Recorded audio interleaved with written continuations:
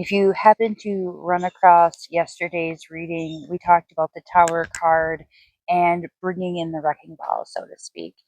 Today's reading resonates very similarly along those lines. We have our Four of Wands asking you to create a ending to that cycle, asking you to close out the energy that's being transmitted in this perpetual um, merry-go-round of self-torture.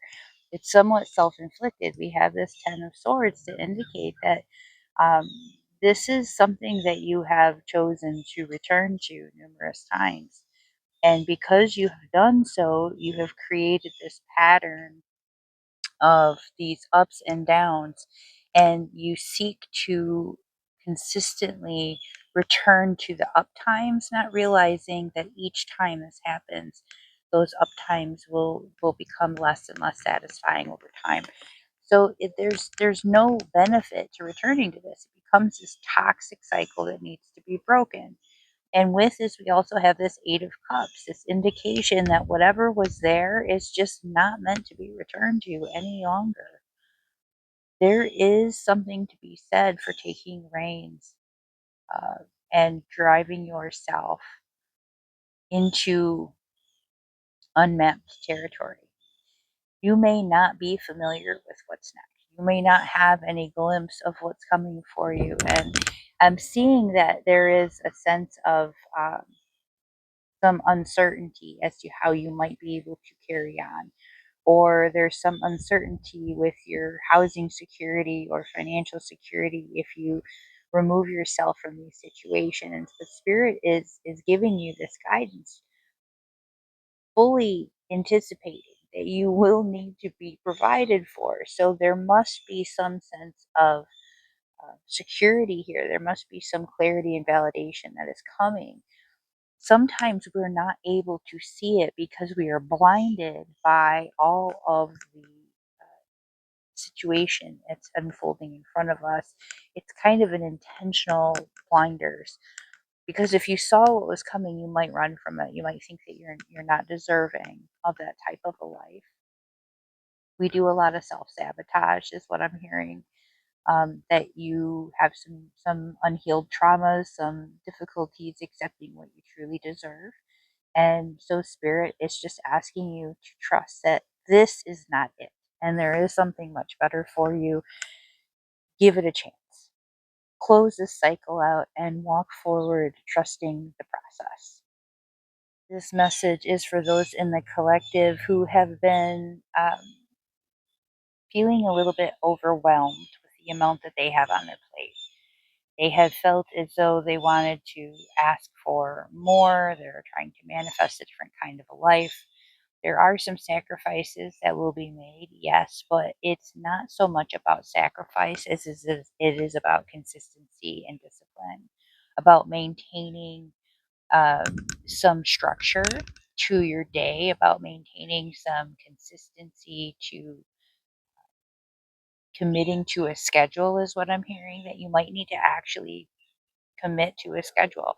You might need to spend a little bit of time focused on the work in front of you so that you can have more free time and more pleasurable time in the future.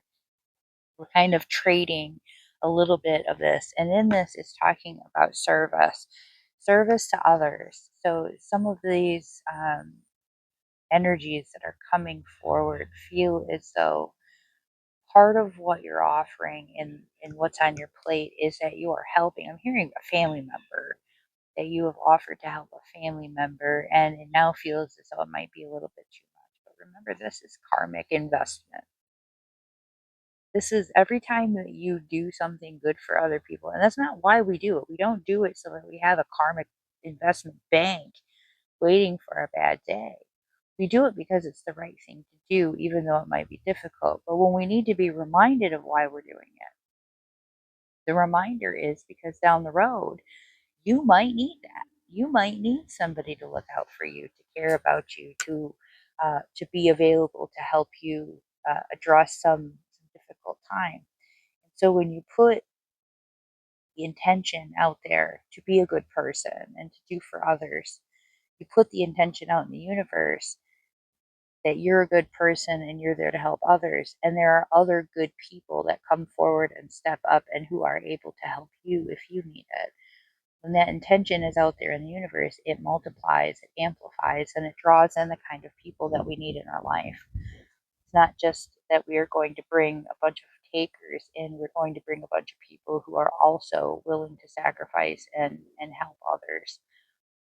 They sacrifice their energy as well. So this big full plate that you have right now, there is a purpose to it.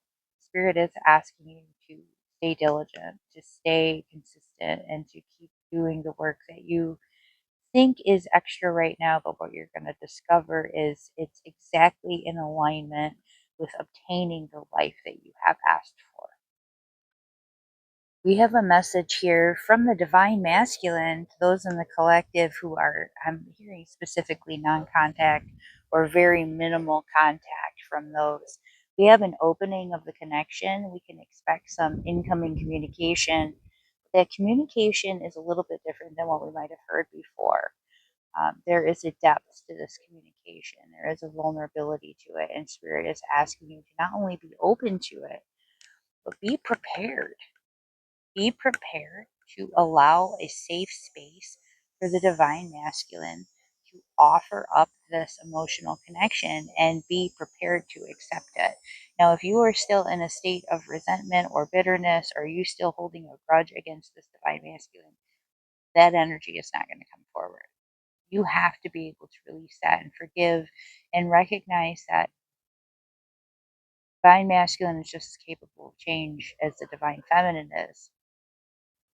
But it is not until the divine feminine opens up that safe space and mirrors that energy of openness and vulnerability and receptive to change and trusting that people can grow and heal and learn and do better, that the masculine will mirror that energy. So if you've not done that work, this message may not resonate with you. But if you have done that work, if you have released that divine masculine and wished his healing and wished their healing to be as monumental as your own has been, then what you will find in that place is that you have opened a pathway for that communication to come through.